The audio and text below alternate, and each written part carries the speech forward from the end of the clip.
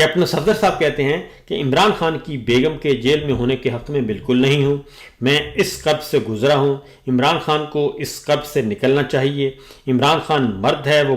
کاٹے گا جیل، لیکن اس کی بیگم کے ساتھ زیادتی ہو رہی ہے، یہ کیپٹن صفدر صاحب نے کل کہا ہے۔ اور اس کے ساتھ ساتھ جی اگلی خبر جو ہے وہ ہے اسد عمر صاحب کی۔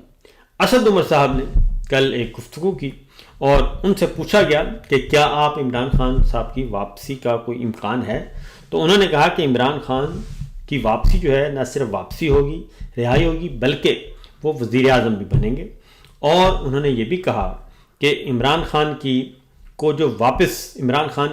ضرورت ہے ملک کی، اور مسلح افواج اور ملٹری اسٹیبلشمنٹ وہ یہ سوچتے ہیں، یہ سمجھتے ہیں کہ عمران خان ہی واحد لیڈر ہے جو اس وقت ملک کو جوڑ سکتا ہے اور ملک کو مسائل سے نکال سکتا ہے۔